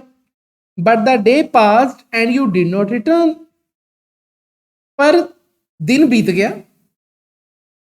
ਬਟ ਦਾ ਡੇ ਪਾਸਡ, ਦਿਨ ਪੂਰਾ ਬੀਤ ਗਿਆ ਤੇ ਤੂੰ ਵਾਪਸ ਨਹੀਂ ਆਇਆ। ਯਾਦ ਕਰੋ ਰਾਜਾ ਕਿਉਂ ਨਹੀਂ ਮੁੜਿਆ ਸੀ? ਉਹ ਜ਼ਮੀਨ ਪੁੱਟਣ ਲੱਗ ਗਿਆ ਸੀ। ਉਹਨੇ ਤੁਹਾਨੂੰ ਬੇਟਾ ਸਾਰੀ ਕਹਾਣੀ ਕਿਉਂ ਸਮਝਾਈ ਗਈ ਹੈ? ਕੁਐਸਚਨ ਯਾਦ ਕਰੋ ਤਿੰਨੇ ਕੀ ਹੈ। ਪਹਿਲਾ ਕੁਐਸਚਨ ਕੀ ਸੀ? ਇਹ ਬਹੁਤ ਵਧੀਆ ਕਹਾਣੀ ਹੈ। ਕੰਮ ਕਰਨ ਦਾ ਸਹੀ ਸਮਾਂ ਕਿਹੜਾ ਹੈ? ਬੰਦਾ ਸਹੀ ਤੇ ਗਲਤ ਕਿਹੜਾ ਹੈ? ਤੇ ਕਿਹੜਾ ਕੰਮ ਸਭ ਤੋਂ ਵਧੀਆ ਹੈ? ਤੁਹਾਨੂੰ ਹੌਲੀ ਹੌਲੀ ਇਹ ਸਾਰੀ ਗੱਲ ਕਲੀਅਰ ਹੋ ਗਈ। ਉਹਨੂੰ ਤਾਂ ਐ ਸੀ ਵੀ ਹਰਮਿਟ ਨੂੰ ਮਿਲੂਗਾ, ਘੰਟੇ 2 ਘੰਟੇ 'ਚ ਵਾਪਸ ਆ ਜਾਊਗਾ, ਪਰ ਤੂੰ ਮੁੜਿਆ ਹੀ ਨਹੀਂ। ਤੂੰ ਸਾਰਾ ਦਿਨ ਹੀ ਨਹੀਂ ਮੁੜਿਆ। ਇਹੀ ਕਹਿ ਰਿਹਾ ਨਾ, ਯੂ ਡਿਡ ਨਾਟ ਰਿਟਰਨ, ਤੂੰ ਮੁੜਿਆ ਨਹੀਂ। So I came out of my hiding place. Come out of phrase ਆਇਆ ਜੀ, come out of. Come out of ਦਾ ਮਤਲਬ ਕੀ ਹੁੰਦਾ? ਬਾਹਰ ਆਉਣਾ। ਸ਼ਾਬਾਸ਼, ਕਮ ਆਊਟ ਆਫ। ਕਹਿੰਦੇ ਮੈਂ ਆਪਣੇ ਹਾਈਡਿੰਗ ਪਲੇਸ ਦਾ ਮਤਲਬ ਛਿਪਣ ਵਾਲੀ ਜਗ੍ਹਾ ਤੋਂ ਬਾਹਰ ਆ ਗਿਆ। ਲੁਕਿਆ ਬੈਠਾ ਸੀ ਉਹ ਜੰਗਲ 'ਚ ਕਿਤੇ ਵੀ ਰਾਜਾ ਵਾਪਸ ਆਊ, ਮੈਂ ਰਾਜੇ ਨੂੰ ਮਾਰੂ। Way back, on his way back ਮੈਂ ਉਹਨੂੰ ਮਾਰੂੰਗਾ। ਛੁਪਿਆ ਰਿਹਾ, ਰਾਜਾ ਤਾਂ ਵਾਪਸ ਆਇਆ ਹੀ ਨਹੀਂ ਤੇ ਅਲਟੀਮੇਟਲੀ ਉਹ ਬਾਹਰ ਆ ਗਿਆ ਆਪ ਹੀ। ਹਾਈਡਿੰਗ ਪਲੇਸ ਦਾ ਮਤਲਬ ਛਿਪਣ ਵਾਲੀ ਜਗ੍ਹਾ ਤੋਂ ਮੈਂ ਬਾਹਰ ਆ ਗਿਆ। ਟੂ ਫਾਈਂਡ ਯੂ, ਕਿ ਮੈਂ ਤੈਨੂੰ ਲੱਭਾਂ। ਕਾਹਦੇ ਲਈ ਬਾਹਰ ਆਇਆ? ਤੈਨੂੰ ਲੱਭਣ ਲਈ, ਕਿ ਮੈਂ ਤੈਨੂੰ ਲੱਭਾਂ ਵੀ ਤੂੰ ਆਇਆ ਕਿਉਂ ਨਹੀਂ ਵਾਪਸ। And came upon your bodyguard, ਤੂੰ ਤਾਂ ਮੈਨੂੰ ਮਿਲਿਆ ਨਹੀਂ, but come upon your bodyguard. ਇੱਕ ਫੇਰ ਤੁਹਾਡੇ ਕੋਲੇ ਫਰੇਜ਼ਲ ਵਰਬ ਆਈ ਹੈ, ਕਮ ਅਪੋਨ ਸਮਬਡੀ ਜਾਂ come on somebody. Come upon somebody ਦਾ ਮਤਲਬ ਹੁੰਦਾ ਹੈ ਕਿਸੇ ਨੂੰ ਬਾਈ ਚਾਂਸ ਮਿਲ ਜਾਣਾ। ਮੰਨ ਲਓ ਤੁਸੀਂ ਜਾ ਰਹੇ ਹੋ, ਪੁਰਾਣੇ ਦੋਸਤ ਨੂੰ ਤੁਸੀਂ ਬਾਈ ਚਾਂਸ ਮਿਲ ਜਾਓ ਜਾਂਦੇ ਜਾਂਦੇ, ਤਾਂ ਤੁਸੀਂ ਕੀ ਕਹੋਗੇ? I came upon my old friend. ਕੀ ਸਮਝੇ? ਕਮ ਅਪੋਨ ਸਮਬਡੀ ਕੋਈ ਵੀ ਹੋ ਸਕਦਾ, ਮਾਈ ਫਰੈਂਡ ਹੋ ਸਕਦਾ, ਮਾਈ ਰਿਲੇਟਿਵ ਹੋ ਸਕਦਾ। ਤਾਂ ਕਮ ਅਪੋਨ ਸਮਬਡੀ ਦਾ ਮਤਲਬ ਕੀ ਹੈ? ਕਿਸੇ ਨੂੰ ਇੱਕਦਮ ਅਚਾਨਕ ਮਿਲ ਜਾਣਾ। ਤਾਂ ਕਮ ਅਪੋਨ ਦਾ ਮਤਲਬ ਇੱਥੇ ਇਹ ਹੈ। ਪਰ ਮੈਂ ਅਚਾਨਕ ਕਿਹਨਾਂ ਨੂੰ ਮਿਲ ਗਿਆ ਵੀ? ਤੇਰੇ ਬੋਡੀਗਾਰਡ। ਯਾਦ ਕਰੋ ਰਾਜਾ ਆਪਣੇ ਬੋਡੀਗਾਰਡ ਨੂੰ ਪਿੱਛੇ ਛੱਡ ਕੇ ਆਇਆ ਸੀ, ਉੱਥੋਂ ਇਕੱਲਾ ਆਇਆ ਸੀ। ਤਾਂ ਜਦੋਂ ਉਹ ਰਾਜੇ ਨੂੰ ਲੱਭਣ ਲੱਗਿਆ, ਰਾਜਾ ਤਾਂ ਮਿਲਿਆ ਨਹੀਂ। ਕੌਣ ਮਿਲ ਗਿਆ? ਬੋਡੀਗਾਰਡ ਮਿਲ ਗਿਆ, ਉਹਦੇ ਅੰਗ ਰੱਖਿਅਕ ਮਿਲ ਗਏ। ਦੇ ਰੈਕਗਨਾਈਜ਼ਡ ਮੀ ਐਂਡ ਵੂਨਡਿਡ ਮੀ, ਉਹਨਾਂ ਨੇ ਮੈਨੂੰ ਪਛਾਣ ਲਿਆ। ਬੰਦੇ ਦਾ ਭਰਾ ਹੈ ਜਿਹਨੂੰ ਰਾਜੇ ਨੇ ਮਾਰਿਆ ਸੀ, ਉਹਨਾਂ ਨੇ ਮੈਨੂੰ ਪਛਾਣ ਲਿਆ। ਰੈਕਗਨਾਈਜ਼ਡ, ਪਛਾਣਨਾ। ਐਂਡ ਵੂਨਡਿਡ ਮੀ, ਅਤੇ ਮੈਨੂੰ ਉਹਨਾਂ ਨੇ ਜ਼ਖਮੀ ਕਰਤਾ। ਹੁਣ ਪਤਾ ਲੱਗ ਗਿਆ ਜ਼ਖਮੀ ਕਿਉਂ ਹੋਇਆ ਸੀ, ਉਹਦੇ ਪੇਟ ਚੋਂ ਕਿਉਂ ਖੂਨ ਨਿਕਲ ਰਿਹਾ ਸੀ ਜਦੋਂ ਭੱਜਿਆ ਆਇਆ ਸੀ। ਆਈ escaped from them, ਮੈਂ ਉਹਨਾਂ ਤੋਂ ਬਚ ਕੇ ਨਿਕਲ ਆਇਆ। escape ਦਾ ਮਤਲਬ ਕੀ ਹੁੰਦਾ? ਬਚਣਾ। ਮੈਂ ਉਹਨਾਂ ਤੋਂ ਬਚ ਕੇ ਨਿਕਲ ਆਇਆ। But I should have bled to death if you had not dressed my wounds। ਕਹਿੰਦੇ ਮੈਂ ਨਿਸ਼ਚੇ ਹੀ, bled to death ਦਾ ਮਤਲਬ ਹੁੰਦਾ ਹੈ ਖੂਨ ਵਗਣ ਕਰਕੇ ਮਰਨ ਨੂੰ ਕਹਿੰਦੇ ਨੇ ਜੀ bleed to death। ਇੰਨਾ ਖੂਨ ਵਗੇ ਕਿ ਉਹਦੀ ਡੈਥ ਹੋ ਜੇ, ਉਹਨੂੰ ਆਪਾਂ ਕਹਿੰਦੇ ਆ bleed to death, BLEED to death। ਇੱਥੇ bleed ਦੀ ਦੂਜੀ ਫਾਰਮ ਲੱਗੀ ਹੈ bled to death, BLED। BLEED ਪਹਿਲੀ, bleed blood, ਸਮਝ ਆ ਗਿਆ? ਬਲੱਡ ਤੋਂ ਹੀ ਬਣਿਆ। ਦੇਖੋ ਬਲੱਡ ਦਾ ਮਤਲਬ ਕੀ ਹੁੰਦਾ? ਖੂਨ, ਇਹ ਨਾਊਨ ਹੈ। ਬਲੀਡ ਦਾ ਮਤਲਬ ਕੀ ਹੁੰਦਾ? ਖੂਨ ਵਗਣਾ। ਮੈਂ ਕੀ ਕਹਿੰਦਾ ਹੁੰਦਾ ਬੇਟਾ, ਇਹ ਸਾਰੇ ਵਰਡਸ ਆਪਸ 'ਚ ਕਨੈਕਟਡ ਹੁੰਦੇ ਨੇ। ਜੇ ਤੁਸੀਂ ਇੱਕ ਵਾਰੀ ਪੜ੍ਹੇ ਹੋਣ, ਸਮਝੇ ਹੋਣ, ਤਾਂ ਈਜ਼ੀਲੀ ਤੁਹਾਨੂੰ ਸਮਝ ਆ ਜਾਏ। ਤਾਂ ਕਹਿੰਦੇ ਮੇਰੀ ਖੂਨ ਵਗਣ ਕਰਕੇ ਡੈਥ ਹੋ ਜਾਂਦੀ if you had not dressed my wound, ਜੇਕਰ ਤੂੰ ਮੇਰੇ ਜ਼ਖਮਾਂ ਤੇ ਮਰਮ ਪੱਟੀ ਨਾ ਲਾਈ ਹੁੰਦੀ। ਜੇ ਤੂੰ ਮੇਰੇ ਜ਼ਖਮ ਨਾ ਮਰਮ ਪੱਟੀ ਲਾਈ ਹੁੰਦੀ ਤਾਂ ਮੇਰੀ ਡੈਫੀਨੇਟ ਸੀ ਕਿ ਮੇਰੀ ਜਿਹੜੀ ਮੌਤ ਬਲੀਡ ਟੂ ਡੈਥ ਹੋ ਜਾਣੀ ਸੀ। ਆਈ ਵਿਸ਼ ਟੂ ਕਿਲ ਯੂ, ਕਹਿੰਦੇ ਮੈਂ ਤੈਨੂੰ ਮਾਰਨਾ ਚਾਹੁੰਦਾ ਸੀ, but you have saved my life, ਪਰ ਤੂੰ ਤਾਂ ਮੇਰੀ ਜ਼ਿੰਦਗੀ ਬਚਾ ਲਈ। ਤੂੰ ਮੇਰੀ ਜ਼ਿੰਦਗੀ ਬਚਾ ਲਈ। You have saved my life. Now if I live, ਹੁਣ ਜੇਕਰ ਮੈਂ ਜਿਉਂਦਾ ਹਾਂ, ਇਫ ਆਈ ਲਿਵ ਜੇਕਰ ਮੈਂ ਬਚ ਜਾਣਾ, ਮੈਂ ਮਤਲਬ ਜਿਉਂਦਾ ਹਾਂ। And if you wish it, ਅਤੇ ਜੇਕਰ ਤੂੰ ਚਾਹੇ। ਦੇਖੋ 2 ਵਾਰੀ ਇਫ ਯੂਜ਼ ਹੋ ਗਿਆ। ਨਾਓ ਇਫ ਆਈ ਲਿਵ, ਹੁਣ ਜੇਕਰ ਮੈਂ ਜਿਉਂਦਾ ਹਾਂ। And if you wish it, ਅਤੇ ਜੇਕਰ ਤੂੰ ਚਾਹੇ। 2 ਕੰਡੀਸ਼ਨਾਂ ਆ ਗਈਆਂ ਨਾ। ਇਫ ਨੇ ਦੇਖੋ ਕਨੈਕਸ਼ਨ ਕਰਤਾ 2 ਸੈਂਟੈਂਸਿਸ ਦਾ, ਹੈ ਨਾ। I will serve you as your most faithful slave, ਤਾਂ ਮੈਂ ਤੇਰੀ ਸੇਵਾ ਕਰਾਂਗਾ ਜੇਕਰ ਤੂੰ ਚਾਹੇ। I will serve you, serve ਦਾ ਮਤਲਬ ਸੇਵਾ ਕਰਨੀ, ਤਾਂ ਮੈਂ ਤੇਰੀ ਸੇਵਾ ਕਰਾਂਗਾ ਕਿਵੇਂ?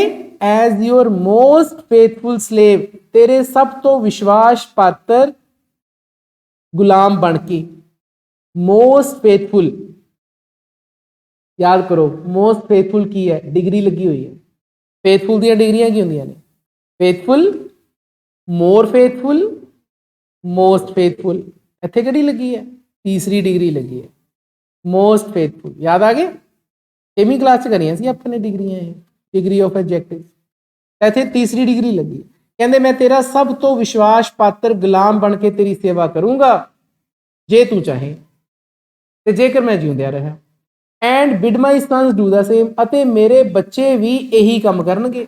ਉਹਨਾਂ ਨੂੰ ਕਹੂੰਗਾ, ਮੈਂ ਹੁਕਮ ਦਊਂਗਾ। ਬਿਡ, ਬਿਡ ਦਾ ਮਤਲਬ ਹੁਕਮ ਦੇਣਾ, ਅਤੇ ਮੈਂ ਆਪਣੇ ਬੱਚਿਆਂ ਨੂੰ ਵੀ ਹੁਕਮ ਦਊਂ ਡੂ ਦਾ ਸੇਮ, ਕਿ ਉਹੀ ਕੰਮ ਕਰਨ। ਕਿਹੜਾ ਕੰਮ? ਕਿ ਉਹ ਤੇਰੀ ਸੇਵਾ ਕਰਨ। ਕਿਵੇਂ? ਮੋਸਟ ਫੇਥਫੁਲ ਸਲੇਵ ਬਣ ਕੇ। ਫॉरगिव मी, ਮੈਨੂੰ ਮਾਫ ਕਰ। ਹੁਣ ਪਤਾ ਲੱਗ ਗਿਆ ਫॉरगिव ਕਿਉਂ ਮੰਗ ਰਿਹਾ ਹੈ? ਕਿਉਂਕਿ ਉਹ ਤਾਂ ਮਾਰਨ ਆਇਆ ਸੀ ਰਾਜੇ ਨੂੰ, ਲੇਕਿਨ ਰਾਜੇ ਨੇ ਤਾਂ ਉਹਦੀ ਜ਼ਿੰਦਗੀ ਬਚਾ ਲਈ। ਹੁਣ ਉਹਦਾ ਉਹ ਦਾਸ ਬਣਨ ਨੂੰ ਤਿਆਰ ਹੈ, ਉਹਦਾ ਗੁਲਾਮ ਬਣਨ ਨੂੰ ਤਿਆਰ ਹੈ। ਤਾਂ ਕੁਝ ਨੀਚੇ ਵਰਡਸ ਆਏ ਨੇ ਜੀ, ਆਪਾਂ ਪਹਿਲਾਂ ਉਹ ਦੇਖ ਲਈਏ। ਐਗਜ਼ੀਕਿਊਟ ਸ਼ਬਦ ਤੁਹਾਡੀ ਗਲੋਸਰੀ 'ਚ ਆਇਆ ਜੀ। ਐਗਜ਼ੀਕਿਊਟ ਦਾ ਮਤਲਬ ਮੈਂ ਕੀ ਦੱਸਿਆ ਸੀ? ਮਾਰਨਾ। ਤਾਂ ਗੇਵ ਕੈਪੀਟਲ ਪਨਿਸ਼ਮੈਂਟ ਹੈ ਨਾ, ਜਦੋਂ ਕੋਈ ਹੁਕਮ ਦੇ ਕੇ। ਕੈਪੀਟਲ ਪਨਿਸ਼ਮੈਂਟ ਨੂੰ ਕੀ ਕਿਹਾ ਜਾਂਦਾ ਬੇਟੋ? ਕੈਪੀਟਲ ਪਨਿਸ਼ਮੈਂਟ ਵੈਸੇ ਤਾਂ ਅੱਜ ਕੱਲ੍ਹ ਕਿਹਾ ਜਾਂਦਾ ਫਾਂਸੀ ਦੀ ਸਜ਼ਾ ਨੂੰ ਕਿਹਾ ਕੈਪੀਟਲ ਪਨਿਸ਼ਮੈਂਟ, ਪਰ ਪੁਰਾਣੇ ਸਮੇਂ ਦੇ ਵਿੱਚ ਕੈਪੀਟਲ ਪਨਿਸ਼ਮੈਂਟ ਜਦੋਂ ਸਿਰ ਵੱਢਦੇ ਸੀ ਉਹਨੂੰ ਵੀ ਕਿਹਾ ਜਾਂਦਾ ਸੀ। ਸਭ ਤੋਂ ਵੱਡੀ ਸਜ਼ਾ, ਕੈਪੀਟਲ ਪਨਿਸ਼ਮੈਂਟ ਦਾ ਮਤਲਬ ਕੀ ਹੈ? ਸਭ ਤੋਂ ਵੱਡੀ ਸਜ਼ਾ। ਸਭ ਤੋਂ ਵੱਡੀ ਸਜ਼ਾ ਕੀ ਹੁੰਦੀ ਹੈ? ਕਿ ਬੰਦੇ ਨੂੰ ਮਾਰ ਦੇਣਾ। ਇਹਨੂੰ ਕਹਿੰਦੇ ਨੇ ਜੀ ਐਗਜ਼ੀਕਿਊਟ। ਦੂਸਰਾ ਸ਼ਬਦ ਹੈ ਸੀਜ਼, ਵੀ ਆਇਆ ਸੀ। ਟੁਕ ਪੋਜੈਸ਼ਨ ਆਫ ਫੋਰਸੀਬਲੀ ਸਨੈਚ। ਮੈਂ ਕੀ ਦੱਸਿਆ ਸੀ? ਸੀਜ਼ ਦਾ ਮਤਲਬ ਹਥਿਆਉਣਾ।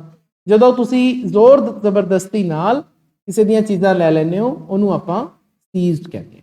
10ਵਾਂ ਕੁਐਸਚਨ ਹੈ ਜੀ, why did the bearded man apologise to the king. Why ਦਾ ਮਤਲਬ ਕਿਉਂ? ਕਿਉਂ ਬੀਅਰਡਡ ਮੈਨ ਨੇ ਰਾਜੇ ਤੋਂ ਅਪੋਲੋਜਾਈਜ਼, ਅਪੋਲੋਜਾਈਜ਼ ਦਾ ਮਤਲਬ ਹੁੰਦਾ ਮਾਫੀ ਮੰਗਣਾ। ਕਿਉਂ ਮਾਫੀ ਮੰਗੀ ਸੀ ਬਈ? ਕਿਉਂਕਿ ਉਹਨੂੰ ਮਾਰਨਾ ਚਾਹੁੰਦਾ ਸੀ, ਪਰ ਰਾਜੇ ਨੇ ਤਾਂ ਉਹਦੀ ਜਾਨ ਬਚਾ ਲਈ ਸੀ। ਤਾਂ ਉਹ ਵਾਲੀ ਲਾਈਨ ਇੱਥੇ ਆ ਜੂਗੀ। ਕਹਿੰਦੇ the king was very glad to have made peace with his enemy so easily and to have gained him for a friend. ਹੁਣ ਜਿਹੜਾ ਰਾਜਾ ਸੀ ਬੜਾ ਖੁਸ਼ ਹੋਇਆ, ਵੀ ਗਲੈਡ ਦਾ ਮਤਲਬ ਹੁੰਦਾ ਹੈ ਖੁਸ਼ ਹੋਣਾ। ਰਾਜਾ ਬੜਾ ਖੁਸ਼ ਹੋ ਗਿਆ ਕਿ ਉਸਨੇ ਸ਼ਾਂਤੀ ਸਥਾਪਿਤ ਕਰ ਲਈ। ਨਾ ਇੱਥੇ ਮੇਡ ਪੀਸ ਲਿਖਿਆ ਹੋਇਆ ਬੇਟਾ। ਮੇਡ ਤੁਹਾਨੂੰ ਪਤਾ ਹੈ ਮੇਕ ਦੀ ਦੂਜੀ ਵਰਬ ਹੁੰਦੀ ਹੈ ਮੇਕ, ਮੇਡ, ਮੇਡ, ਹੈ ਨਾ। ਤਾਂ ਮੇਕ ਪੀਸ ਦਾ ਮਤਲਬ ਕੀ ਹੁੰਦਾ? ਤਾਂ ਸ਼ਾਂਤੀ ਬਣਾਉਣਾ, ਸ਼ਾਂਤੀ ਸਥਾਪਿਤ ਕਰਨੀ। ਇਹ ਵੀ ਕੀ ਹੈ? ਫਰੇਜ਼ ਹੈ ਜੀ ਇਹ। ਤਾਂ ਉਸਨੇ ਸ਼ਾਂਤੀ ਬਣਾ ਲਈ ਜੀ ਕਿਹਦੇ ਨਾਲ? ਆਪਣੇ ਦੁਸ਼ਮਣ ਨਾਲ। ਉਸ ਦੁਸ਼ਮਣ ਨਾਲ ਜੋ ਉਹਨੂੰ ਮਾਰਨ ਆਇਆ ਸੀ। ਤੇ ਕਿਵੇਂ? ਬੜੀ ਈਜ਼ਲੀ ਬਣਾ ਲਈ, ਬੜੇ ਆਸਾਨੀ ਨਾਲ ਬਣਾ ਲਈ, ਅਤੇ ਉਸਨੂੰ ਆਪਣਾ ਦੋਸਤ ਬਣਾ ਲਿਆ। To have gained him for a friend, ਆਪਣੇ ਦੁਸ਼ਮਣ ਨੂੰ ਉਹਨੇ ਦੋਸਤ ਬਣਾ ਲਿਆ। ਐਂਡ ਮੇਕ ਪੀਸ ਕਰ ਲਿਆ, ਸ਼ਾਂਤੀ ਸਥਾਪਿਤ ਕਰ ਲਈ।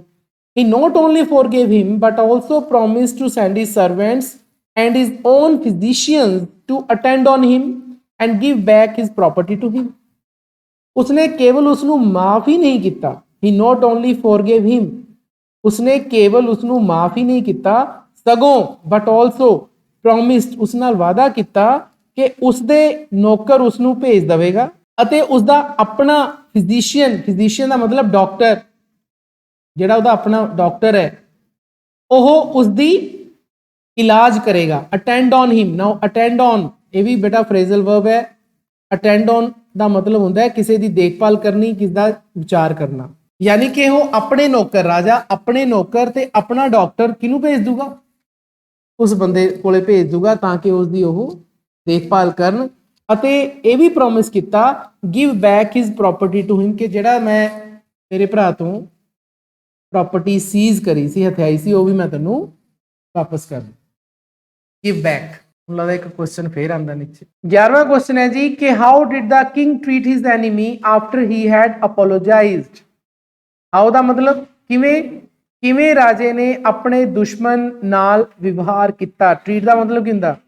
ਵਿਵਹਾਰ ਕਰਨਾ ਟ੍ਰੀਟ। ਆਪਣੇ ਦੁਸ਼ਮਣ ਨਾਲ ਕਿਵੇਂ ਵਿਵਹਾਰ ਕੀਤਾ? ਆਫਟਰ ਹੀ ਹੈਡ ਅਪੋਲੋਜਾਈਜ਼, ਜਦੋਂ ਉਸਨੇ ਮਾਫੀ ਮੰਗ ਲਈ। ਤਾਂ ਕਿਵੇਂ ਕੀਤਾ? ਉਹੀ ਕਿ ਉਸਨੇ ਆਪਣੇ ਸਰਵੈਂਟਸ ਤੇ ਆਪਣੇ ਡਾਕਟਰ ਉਸ ਕੋਲ ਭੇਜੇ ਤਾਂ ਕਿ ਉਸ ਦੀ ਦੇਖਭਾਲ ਕਰਨ ਤੇ ਉਸ ਦੀ ਪ੍ਰਾਪਰਟੀ ਵੀ ਉਸ ਨੂੰ ਵਾਪਸ ਕਰਤੀ। ਇਹ ਲਾਈਨਾਂ ਇਹਦਾ answer. Having taken leave of the wounded man, the king went out onto the porch and looked around for the hermit. ਹੁਣ ਉਸ ਜ਼ਖਮੀ ਇਨਸਾਨ ਤੋਂ ਮਿਲਣ ਤੋਂ ਬਾਅਦ ਟੇਕਨ ਲੀਵ, ਇੱਥੇ ਲਿਖਿਆ ਹੋਇਆ ਨਾ take leave of, taken leave of. ਨਾ ਟੇਕ ਲੀਵ ਆਫ ਦਾ ਮਤਲਬ ਕੀ ਹੁੰਦਾ?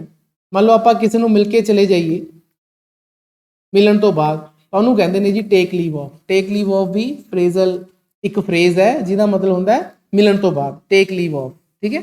ਜ਼ਖਮੀ ਇਨਸਾਨ ਨੂੰ ਮਿਲਣ ਤੋਂ ਬਾਅਦ ਰਾਜਾ ਪੋਰਚ ਵੱਲ ਗਿਆ। ਨਾ ਪੋਰਚ ਸਮਝਦੇ ਹੋ? ਆਪਣੇ ਘਰ ਦੇ ਬਾਹਰ ਜਿਹੜਾ ਮਾੜਾ ਜਿਹਾ ਬਰਾਮਦਾ ਹੁੰਦਾ ਹੈ ਨਾ, ਕਵਰਡ ਏਰੀਆ, ਉਹਨੂੰ ਪੋਰਚ ਕਹਿੰਦੇ ਨੇ। ਅਤੇ ਉਹ ਕਿਸ ਨੂੰ ਭਾਲਣ ਲੱਗਿਆ? ਸਾਧੂ ਨੂੰ। Look around for the hermit. Before going away, he wished to ask the hermit again to answer the questions he had put him.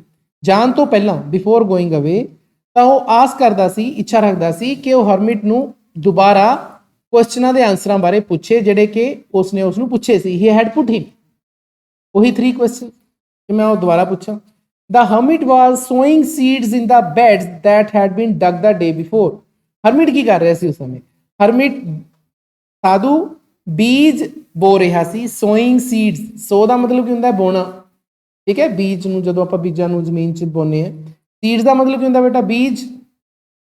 Sowing seeds ਦਾ ਮਤਲਬ ਹੁੰਦਾ ਬੀਜ ਬੋਣਾ। ਤਾਂ ਉਹ ਬੀਜ ਬੋ ਰਿਹਾ ਸੀ ਕਿਹੜੇ? ਉਸ ਬੈੱਡ ਦੇ ਉੱਪਰ, ਉਹ ਮਿੱਟੀ ਦੀਆਂ ਤਹਿਾਂ ਦੇ ਉੱਪਰ ਜਿਹੜੇ ਕਿ ਇੱਕ ਦਿਨ ਪਹਿਲਾਂ ਡੱਗ ਕੀਤੇ ਗਏ ਸੀ। The king approached him and said, ਰਾਜਾ ਉਸ ਕੋਲ ਆਇਆ। ਅਪਰੋਚ ਹੀ ਮਤਲਬ ਉਸ ਦੇ ਕੋਲ ਆਇਆ, ਕੋਲ ਆਉਣਾ। ਅਤੇ ਉਸਨੇ ਕਿਹਾ for the last time I pray you to answer my question. ਕਹਿੰਦੇ ਆਖਰੀ ਵਾਰੀ, ਫॉर द ਲਾਸਟ ਟਾਈਮ, ਆਖਰੀ ਵਾਰ ਮੈਂ ਤੇਰੇ ਅੱਗੇ ਪ੍ਰੇ ਕਰਦਾ ਹਾਂ, ਤੈਨੂੰ ਪ੍ਰਾਰਥਨਾ ਕਰਦਾ ਹਾਂ ਕਿ ਤੂੰ ਮੇਰੇ ਕੁਐਸਚਨਾਂ ਦੇ ਆਨਸਰ ਦੇ। Your questions have already been answered said the hermit. ਦੇਖੋ ਧਿਆਨ ਨਾਲ, ਸਾਧੂ ਨੇ ਕਿਹਾ ਤੇਰੇ ਪ੍ਰਸ਼ਨਾਂ ਦੇ ਉੱਤਰ ਦਿੱਤੇ ਜਾ ਚੁੱਕੇ ਨੇ। Your questions have already been answered. ਜਿਹੜੇ ਤੂੰ ਮੈਨੂੰ 3 ਕੁਐਸਚਨ ਪੁੱਛੇ ਸੀ, ਕਿਹੜੇ ਸੀ? ਪਹਿਲਾ, ਕੰਮ ਦਾ ਸਹੀ ਸਮਾਂ, ਚੰਗਾ ਮੰਦਾ ਬੰਦਾ ਕੌਣ, ਮਹੱਤਵਪੂਰਨ ਕੰਮ ਕਿਹੜਾ, ਇਹੀ ਪੁੱਛੇ ਸੀ ਨਾ ਕੁਐਸਚਨ ਉਹਨੇ। ਤਾਂ ਹਰਮਿਟ ਕੀ ਕਹਿ ਰਿਹਾ? ਤੇਰੇ ਆਨਸਰ ਦਿੱਤੇ ਜਾ ਚੁੱਕੇ।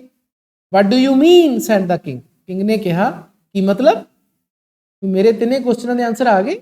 ਦ ਹਰਮਿਟ replied if you had not pitied my weakness yesterday and had not dug these beds for me but had gone your way, that man would have attacked you and you would have repented of not having stayed with me. थोड़ी लंबी line है। Hermit ने उत्तर दिता, साधु ने उत्तर दिता, जेकर तुसी मेरी वीकनेस ਦੇ ਉੱਪਰ ਕੱਲ, ਵੀਕਨੈਸ ਦਾ ਮਤਲਬ ਕੀ ਹੈ? ਕਮਜ਼ੋਰੀ। ਕਿਉਂਕਿ ਤੁਹਾਨੂੰ ਪਤਾ ਨਾ ਸਾਧੂ ਕਿਦਾਂ ਦਾ ਸੀਗਾ? ਦੁਬਲਾ ਪਤਲਾ ਹੀ ਸੀਗਾ, ਦੱਸਿਆ ਹੋਇਆ ਸੀ ਚੈਪਟਰ 'ਚ, ਲਾਈਨਸ ਆਈਆਂ ਨੇ। ਜੇਕਰ ਤੁਸੀਂ ਮੇਰੀ ਵੀਕਨੈਸ ਦੇ ਉੱਪਰ ਦਇਆ ਨਾ ਖਾਈ ਹੁੰਦੀ, ਹੈਡ ਨਾਟ ਪੀਟੀਡ, ਪੀਟੀ ਇੱਥੇ ਐਜ਼ ਅ ਵਰਬ ਯੂਜ਼ ਹੋਇਆ, ਪੀਟੀ, PITY, ਤਾਂ ਵਾਈ ਕੱਟ ਕੇ IED ਲੱਗੀ ਹੁੰਦੀ ਹੈ, second third verb form of the verb ਹੈ। And had not dug these beds for me, ਅਤੇ ਮੇਰੇ ਲਈ ਇਹ ਤਹਿਾਂ ਨਾ ਲਾਈਆਂ ਹੁੰਦੀਆਂ, ਮਿੱਟੀ ਦੀਆਂ ਪੁੱਟ ਕੇ ਤਹਿਾਂ ਨਾ ਲਾਈਆਂ ਹੁੰਦੀਆਂ। ਬਟ ਹੈਡ ਗੋਨ ਯੂਰ ਵੇ, ਅਤੇ ਤੂੰ ਆਪਣੇ ਰਸਤੇ ਤੁਰ ਗਿਆ ਹੁੰਦਾ, ਯੂਰ ਵੇ, ਆਪਣੇ ਰਸਤੇ। That man wood have ਅਟੈਕਡ you, ਤਾਂ ਉਹ ਬੰਦਾ, ਉਹੀ ਜਿਹੜਾ ਬੀਅਰਡਡ ਮੈਨ ਹੈ, ਉਸਨੇ ਤੇਰੇ ਤੇ ਹਮਲਾ ਕੀਤਾ ਹੁੰਦਾ। And you would have repented of not having stayed with me, ਅਤੇ ਤੈਨੂੰ ਇਸ ਗੱਲ ਦਾ ਪਛਤਾਵਾ ਰਹਿੰਦਾ। ਰਿਪੈਂਟ ਦਾ ਮਤਲਬ ਹੁੰਦਾ ਹੈ ਪਛਤਾਵਾ ਹੋਣਾ, ਇਹਦੇ ਪਿੱਛੇ ਆਫ ਪ੍ਰੈਪੋਜੀਸ਼ਨ ਲੱਗੀ ਹੈ। ਰਿਪੈਂਟ ਆਫ ਸਮਥਿੰਗ ਦਾ ਮਤਲਬ ਹੁੰਦਾ ਹੈ ਕਿਸੇ ਚੀਜ਼ ਦੇ ਉੱਪਰ ਪਛਤਾਵਾ ਹੋਣਾ। ਤਾਂ ਤੈਨੂੰ ਇਹ ਪਛਤਾਵਾ ਰਹਿੰਦਾ, ਕਾਹਦਾ ਪਛਤਾਵਾ? not having stayed with me, ਕਿ ਤੂੰ ਮੇਰੇ ਨਾਲ ਨਹੀਂ ਰੁਕਿਆ ਸੀ। ਉਹਨੇ ਪੂਰੀ ਲਾਈਨ ਦੇ ਵਿੱਚ ਉਹ ਕੀ ਕਹਿਣਾ ਚਾਹੁੰਦਾ ਹੈ ਵੀ ਕੱਲ ਤੂੰ ਮੇਰੇ ਤੇ ਦਇਆ ਖਾਧੀ, ਕਿਉਂ ਖਾਧੀ? ਕਿਉਂਕਿ ਮੇਰਾ ਬੋਡੀ ਵੀਕ ਸੀਗੀ, ਤੈਨੂੰ ਲੱਗਿਆ ਕਿ ਮੈਂ ਇੰਨਾ ਔਖਾ ਕੰਮ ਕਰ ਰਿਹਾ ਹਾਂ, ਚੱਲ ਮੈਂ ਇਹਦਾ ਹੈਲਪ ਕਰ ਦਿੰਦਾ। ਜੇ ਤੂੰ ਇਹ ਕੰਮ ਨਾ ਕਰਿਆ ਹੁੰਦਾ ਤਾਂ ਫਿਰ ਕੀ ਹੁੰਦਾ, ਤੂੰ ਵਾਪਸ ਮੁੜ ਜਾਣਾ ਸੀ, ਕਿਉਂਕਿ ਮੈਂ ਤਾਂ ਤੇਰਾ ਕੋਈ ਆਨਸਰ ਨਹੀਂ ਸੀ ਦੇ ਰਿਹਾ। ਤਾਂ ਤੂੰ 2 ਮਿੰਟ ਰੁਕਦਾ, 4 ਮਿੰਟ ਰੁਕਦਾ ਤਾਂ ਤੂੰ ਵਾਪਸ ਮੁੜ ਜਾਂਦਾ ਉਸੇ ਸਮੇਂ। ਤਾਂ ਜੇ ਤੂੰ ਉਸੇ ਸਮੇਂ ਵਾਪਸ ਮੁੜਦਾ ਤਾਂ ਉਹ ਬੰਦਾ ਘਾਤ ਲਈ ਬੈਠਾ ਸੀ, ਹਾਈਡਿੰਗ ਪਲੇਸ ਤੇ ਕੱਲ ਆਪਾਂ ਪੜ੍ਹਿਆ। ਤਾਂ ਫਿਰ ਉਹਨੇ ਤੇਰੇ ਤੇ ਅਟੈਕ ਕਰਨਾ ਸੀ, ਤੇ ਫਿਰ ਅਟੈਕ ਹੁੰਦਾ ਤੇਰੇ ਤੇ ਤਾਂ ਉਹ ਤਾਂ ਪੂਰਾ ਮਨ ਬਣਾਈ ਬੈਠਾ ਸੀ ਤੈਨੂੰ ਮਾਰਨ ਦਾ। ਤਾਂ ਫਿਰ ਤੈਨੂੰ ਪਛਤਾਵਾ ਰਹਿੰਦਾ ਕਿ ਕਾਸ਼ ਮੈਂ ਨਾ ਆਇਆ ਹੁੰਦਾ, ਉੱਥੇ ਹੀ ਰੁਕ ਗਿਆ ਹੁੰਦਾ ਤਾਂ ਮੈਂ ਬਚ ਜਾਂਦਾ। ਇਹ ਗੱਲ ਕਹਿ ਰਿਹਾ। So the most important time was when you are digging the beds. ਤਾਂ ਇਸ ਕਰਕੇ ਜਿਹੜਾ ਸਭ ਤੋਂ ਮਹੱਤਵਪੂਰਨ ਸਮਾਂ ਕਿਹੜਾ ਸੀ, ਜਦੋਂ ਤੂੰ ਮਿੱਟੀ ਪੁੱਟ ਕੇ ਉਹਦੀਆਂ ਤਹਿਾਂ ਲਾ ਰਿਹਾ ਸੀ, ਡਿਗਿੰਗ ਦਾ ਬੈਡਸ। ਤਾਂ ਫਸਟ ਕੁਐਸਚਨ ਕੀ ਸੀ ਆਪਣਾ, ਕੰਮ ਕਰਨ ਦਾ ਸਭ ਤੋਂ ਮਹੱਤਵਪੂਰਨ ਸਮਾਂ ਕਿਹੜਾ ਹੈ? ਤਾਂ ਉਹ ਆਨਸਰ ਕੀ ਦੇ ਰਿਹਾ ਹੈ ਕਿ ਤੇਰੇ ਲਈ ਸਭ ਤੋਂ ਮਹੱਤਵਪੂਰਨ ਸਮਾਂ ਕਿਹੜਾ ਸੀਗਾ, ਜਦੋਂ ਤੂੰ ਮਿੱਟੀ ਦੀਆਂ ਤਹਿਾਂ ਲਾ ਰਿਹਾ ਸੀ, you are digging the beds. Besides I was the most important man and to do me good was your most important business. Besides ਦਾ ਮਤਲਬ ਹੁੰਦਾ ਬੱਚਿਓ, it's a word, ਇਹਦਾ ਮਤਲਬ ਹੁੰਦਾ ਇਸ ਤੋਂ ਇਲਾਵਾ। Besides, ਇਸ ਤੋਂ ਇਲਾਵਾ I was the most important man, ਕਹਿੰਦੇ ਮੈਂ ਤੇਰੇ ਲਈ ਸਭ ਤੋਂ ਮਹੱਤਵਪੂਰਨ ਬੰਦਾ ਸੀ। ਹੁਣ ਦੂਜਾ ਕੁਐਸਚਨ ਕੀ ਸੀ ਕਿ ਮੇਰੇ ਲਈ ਚੰਗੇ ਬੰਦੇ ਕਿਹੜੇ ਨੇ, ਮੇਰੇ ਲਈ ਮੰਦੇ ਬੰਦੇ ਕਿਹੜੇ ਨੇ? ਤਾਂ ਉਹ ਕੀ ਕਹਿ ਰਿਹਾ ਕਿ ਮੈਂ ਤੇਰੇ ਲਈ ਸਭ ਤੋਂ ਮਹੱਤਵਪੂਰਨ ਬੰਦਾ ਸੀ।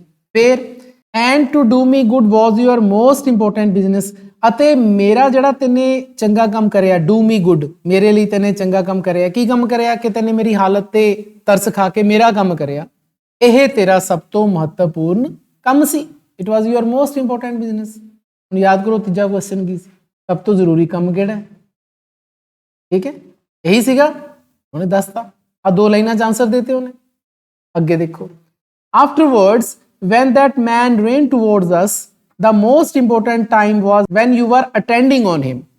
ਇਸ ਤੋਂ ਬਾਅਦ ਜਦੋਂ ਉਹ ਬੰਦਾ ਤੇਰੇ ਕੋਲੇ ਦੌੜ ਕੇ ਆਇਆ, when that man ਇੱਥੇ ਉਹੀ bearded man ਹੈ, ਜਿਹੜਾ ਉਹ ਬੰਦਾ ਤੇਰੇ ਕੋਲੇ ਸਾਡੇ ਕੋਲੇ ਦੌੜ ਕੇ ਆਇਆ, ਤਾਂ ਮੋਸਟ ਇੰਪੋਰਟੈਂਟ ਸਮਾਂ ਇਹ ਸੀ, ਸਭ ਤੋਂ ਮਹੱਤਵਪੂਰਨ ਸਮਾਂ ਉਹ ਸੀ ਜਦੋਂ ਤੂੰ ਉਸ ਦੀ ਦੇਖਭਾਲ ਕੀਤੀ। Attend on him, attend on ਕੱਲ ਵੀ ਆਇਆ ਸੀ। ਅਟੈਂਡ ਔਨ ਦਾ ਮਤਲਬ ਹੁੰਦਾ ਹੈ ਦੇਖਭਾਲ ਕਰਨੀ, ਉਪਚਾਰ ਕਰਨਾ। For if you had not dressed his wounds, he would have died without having made peace with you। ਫਿਰ ਉਹ ਕਹਿ ਰਿਹਾ ਹੈ, ਅਤੇ ਜੇਕਰ ਤੁਸੀਂ ਉਸ ਦੇ ਜ਼ਖਮਾਂ ਦਾ ਉਪਚਾਰ ਨਾ ਕੀਤਾ ਹੁੰਦਾ, wounds ਦਾ ਮਤਲਬ ਉਹੀ ਜ਼ਖਮ, ਡਰੈਸ ਦਾ ਮਤਲਬ ਡਰੈਸਿੰਗ ਵਗੈਰਾ ਨਾ ਕੀਤੀ ਹੁੰਦੀ, ਉਹ ਮਰ ਜਾਂਦਾ। he would have died, ਉਹ ਮਰ ਜਾਂਦਾ ਬਿਨਾਂ ਤੁਹਾਡੇ ਨਾਲ ਸ਼ਾਂਤੀ ਸਥਾਪਿਤ ਕੀਤੇ। without having made peace with you, ਕੱਲ ਮੇਕ ਪੀਸ ਆਇਆ ਸੀਗਾ ਜੀ, ਮੈਂ ਕੀ ਦੱਸਿਆ ਸੀ? ਮੇਕ ਪੀਸ ਦਾ ਮਤਲਬ ਕੀ ਹੁੰਦਾ? ਸ਼ਾਂਤੀ ਬਣਾਉਣੀ, ਸ਼ਾਂਤੀ ਸਥਾਪਿਤ ਕਰਨੀ। ਇਹ ਕੱਲ ਆਇਆ ਸੀ ਜੀ, ਆਪਾਂ ਪੜਿਆ ਸੀਗਾ। ਸੋ ਹੀ ਵਾਜ਼ ਦਾ ਮੋਸਟ ਇੰਪੋਰਟੈਂਟ ਮੈਨ। ਇਸ ਕਰਕੇ ਉਹ ਤੁਹਾਡੇ ਲਈ ਉਸ ਸਮੇਂ ਸਭ ਤੋਂ ਮਹੱਤਵਪੂਰਨ ਬੰਦਾ ਸੀ। ਉਸ ਸਮੇਂ, ਜਿਸ ਸਮੇਂ ਤੁਸੀਂ ਉਸ ਦੀ ਉਪਚਾਰ ਕੀਤਾ, ਉਸ ਨੂੰ ਡਰੈਸ ਅਪ ਕੀਤਾ, ਉਸ ਨੂੰ ਅਟੈਂਡ ਔਨ ਕੀਤਾ, ਉਸ ਸਮੇਂ ਸਭ ਤੋਂ ਮਹੱਤਵਪੂਰਨ ਬੰਦਾ ਕੌਣ ਸੀ ਤੁਹਾਡੇ ਲਈ? ਉਹ ਬੰਦਾ। and what you did for him was your most important business। ਅਤੇ ਜਿਹੜਾ ਤੁਸੀਂ ਉਸ ਲਈ ਕੀਤਾ, what you did for him, ਤੁਸੀਂ ਉਸ ਲਈ ਕੀਤਾ, ਉਹ ਤੁਹਾਡੇ ਲਈ ਸਭ ਤੋਂ ਇੰਪੋਰਟੈਂਟ ਬਿਜ਼ਨਸ ਸੀਗਾ, ਸਭ ਤੋਂ ਮਹੱਤਵਪੂਰਨ ਕੰਮ ਸੀ।